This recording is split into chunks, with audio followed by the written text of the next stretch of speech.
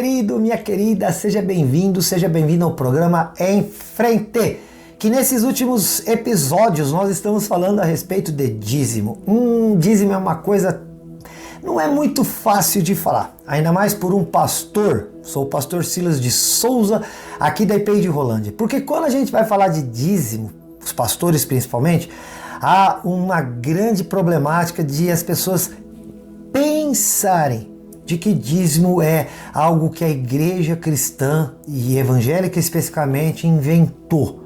Nós já dissemos no vídeo anterior que não. Dízimo é algo bíblico, dízimo é atemporal, estava antes da lei, durante a lei e também no tempo da graça no Novo Testamento. Nós então vimos que o dízimo é representação daquilo que Deus nos ensina a fazer. Está na Bíblia. Muitos de nós pastores somos acusados de muitas coisas, meu Deus do céu, né? Como se houvesse sempre uma malícia, um interesse com o dinheiro que é entregue no dízimo, na oferta.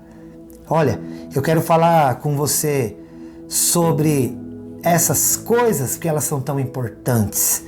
A gente vai falar depois sobre o dízimo ser obrigatório ou não, mas agora eu quero conversar com você a respeito dessas situações que estão aqui em Malaquias 3:10, que é o texto, vou dizer, áureo, né?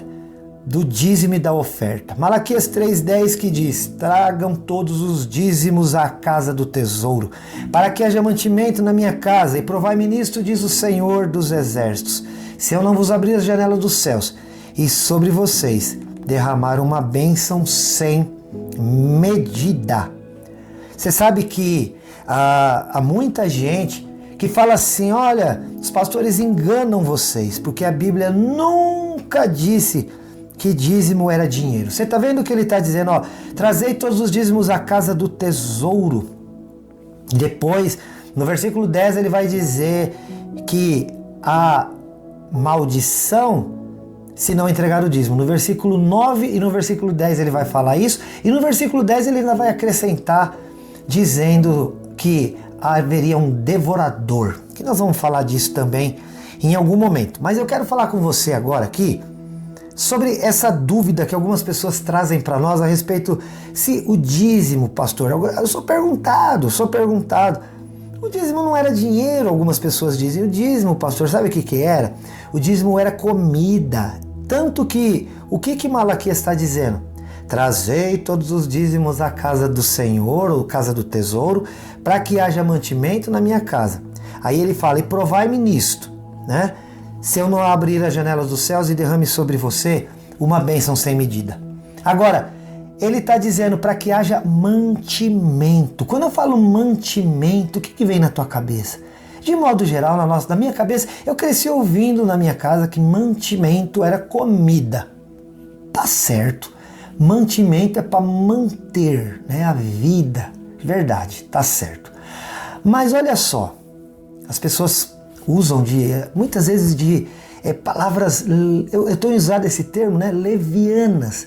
De maneira leviana, acaba dizendo que, olha, não é dinheiro que é para entregar. As igrejas falam que é dinheiro porque eles querem o teu dinheiro. Mas, meu amado, quando Malaquias foi escrito, eles eram agricultores. Ouça o que eu vou te dizer. Se ele estava falando com um agricultor, ele não podia dizer para eles: tragam o dinheiro. Então ele estava dizendo: traga aquilo que vocês têm recebido da parte de Deus. E o que é que eles estavam recebendo da parte de Deus? A colheita em forma de mantimento, comida. Mas isso não foi sempre assim. Não, havia momentos que deveria ser dinheiro. Segundo Reis, capítulo 12, ouça que interessante. Segundo Reis, capítulo 12. E lá diz assim, olha, o versículo, segundo Reis, não é só o 12, na verdade esse texto de segundo Reis 12, a partir do versículo 6 até também o 12, olha o que você vai ter aqui, querido. Diz assim, né, vou ler logo o versículo 9. Sucedeu que o sacerdote Joiada, ele pegou uma caixa e fez na tampa um buraco, uma abertura, e pôs lá no pé do altar, a mão direita dos que entravam na casa do Senhor. Os sacerdotes que guardavam a entrada da porta depositavam ali todo o dinheiro que se trazia à casa do Senhor. Alguma dúvida? Quando viam que já havia muito dinheiro na caixa, o escrivão do rei subia com o sumo sacerdote, contavam e ensacavam o dinheiro que se achava na casa do Senhor. Para quê? Versículo 11. O dinheiro, depois de pesado, davam nas mãos do que dirigiam a obra e que tinham a seu cargo a obra da casa do Senhor, e estes pagavam os carpinteiros, os edificadores, aqueles que reparavam o templo. Então nós precisamos ser assim coerentes.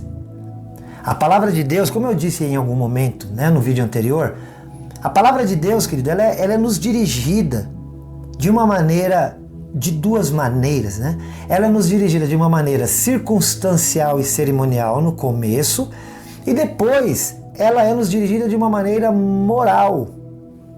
No momento circunstancial, cerimonial, você não vai ter que seguir essas regras para todo tempo, para todo sempre, ou enquanto estivermos aqui na Terra. Por que não? Por ser circunstancial, dura um momento local. No local, no tempo, no espaço e tudo mais. E por ser cerimonial, estava descrevendo as ações que os judeus, na sua época, deveriam praticar para agradar a Deus, enquanto circunstancialmente estivessem, por exemplo, vivendo no deserto. Mas depois que eles saem do deserto, se estabelecem como nação, eles começam a comprar, vender, começam a se estabelecer nas cidades e fazer comércio, transações. E nesse momento, agora aqui, o Salomão, ele vai construir um templo para Deus, um lugar onde Deus seria adorado. Embora Deus pudesse ser adorado e invocado em qualquer lugar, mas haveria um lugar específico de busca a Deus, o templo, que a gente chama de maneira comum aí de a igreja. E nos tempos em que o povo vivia da agricultura de modo comum, eles deveriam levar aquilo que era o fruto do seu trabalho. Olha, um exemplo clássico disso, em Gênesis 4, quando Abel e Caim e Abel entregam ao Senhor a sua oferta. A Bíblia diz que o Abel, ele era agricultor, e por isso ele entregou, o Caim era agricultor e o Abel era pastor. O Caim entregou dos frutos da terra, e o Abel, que era pastor, entregou um animal do seu rebanho. Então fica muito claro que a questão dizimal, ela é também circunstancial. Naquele momento não tinha cidade, não tinha transações financeiras. Um plantava e colhia, disso ele entregava. O outro, ele cuidava dos seus animais, disso ele entregava a Deus. E agora ali com Salomão, as cidades estavam sendo estabelecidas, havia comércio, havia todo esse tipo de transação. E agora então eles estão dizendo, colocava-se uma caixa do lado direito do altar, dentro do templo. Aquelas pessoas que entravam para adorar a Deus, elas entregavam as suas ofertas aos sacerdotes, que então, com aquela caixa onde havia como se fosse um cofre, um buraco assim aberto, uma fenda, e ali depositavam o dinheiro. No final do dia, 2 pessoas, para que a coisa fosse ética, como é feito na nossa igreja, provavelmente na sua também, 2 pessoas no mínimo iam lá e contavam esse dinheiro. E esse dinheiro era entregue na mão e nas mãos daqueles que iriam cuidar do reparo ou da manutenção do templo. O cuidado, a pintura, eles entregaram para quem aqui? Para os carpinteiros, para os edificadores. O carpinteiro é bem específico, as coisas de madeira. Os edificadores, você vai ter os pedreiros, você vai ter os pintores, você vai ter todo tipo de pessoa que trabalha na construção. Então, olha, hoje em dia, nós somos trabalhadores assalariados de modo geral, remunerados financeiramente, ainda que sejamos autônomos, profissionais liberais, até mesmo o empresariado. Então já não se entrega na casa de Deus. Você vai entregar o arroz que você plantou? Por que eles entregavam comida? Porque plantavam comida. Era simples. Por que eles entregavam animais? Porque eles cuidavam dos gados e dos animais. Era uma sociedade rural. Para quem foi descrito no início esse texto.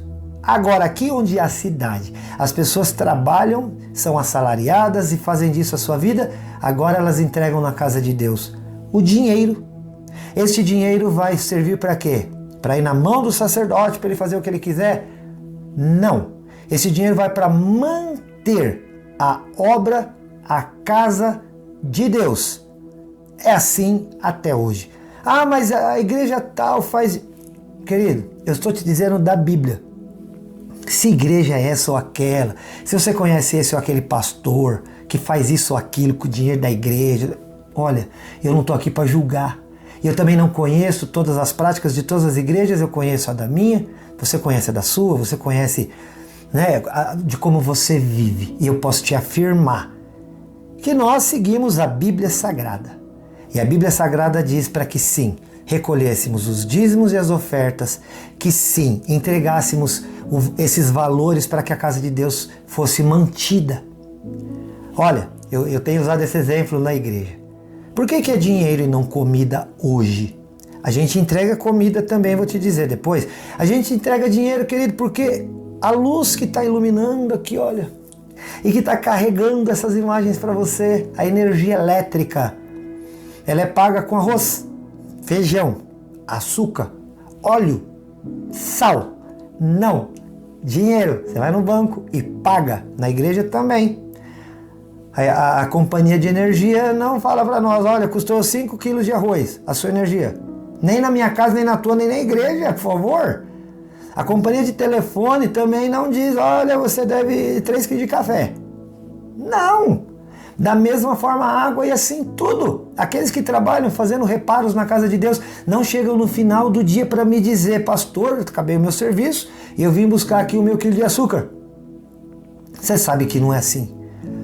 Nós então recolhemos os dízimos e as ofertas. Eu nem chamo dízimo e oferta de dinheiro, porque é dízimo e oferta. Dízimo e oferta pertence a Deus, é santo ao Senhor e ele serve para a manutenção da casa de Deus. Mas e lá em Malaquias 3, quando fala que trazei a casa do tesouro? Porque eles não tinham banco naquela época. E eles traziam, por serem uma sociedade rural, comida, animais. E partes desses animais ou materiais. E o que então precisou se fazer na casa de Deus? Um lugar chamado Casa do Tesouro. Um espaço... Na tua casa você tem aí uma despensa, um armário, vamos dizer, onde você guarda comida. Seria essa a sua casa do tesouro? Entende como é que é? Eles então levavam lá os seus dízimos e ofertas da maneira como lhes era entregue, e aí então separou-se naquele momento um espaço aonde se colocava estes materiais ou estes alimentos.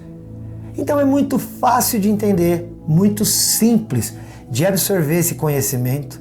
Então você não precisa ficar, oh meu Deus, essa coisa do dízimo é tão difícil de entender. Não é. Está muito claro. No tempo que viviam de maneira rural, davam aquilo que recebiam. No tempo que agora são assalariados, por que nós não temos na igreja hoje uma casa do tesouro? Porque existem casas do tesouros chamadas bancos. E aí se você, por exemplo, vai entregar o teu dízimo, não precisa nem ser naquela caixa com a abertura em cima. Você pode fazer uma transferência para o espaço do tesouro da igreja, que é uma conta, onde você pode fazer o seu depósito. E o que esse depósito, o que esse dinheiro, que é o dízimo e oferta, farão? Eles vão manter a casa de Deus. Tá claro, meu amado? Tá claro, minha amada? Olha, eu espero que isso tenha te ajudado de alguma maneira a compreender as razões que nos levam a fazer as entregas de dízimos, de ofertas e também para que serve e tudo mais. Que Deus te abençoe poderosamente. Entra nas nossas redes sociais, Facebook, Em Frente Responde, curte lá, vai lá no Instagram, Em Frente Responde, segue. E claro, não esquece do YouTube, se inscreve no canal, aciona o sininho, compartilha esse aqui. Se gostou desse vídeo, dá um joinha. Ó, eu amo você.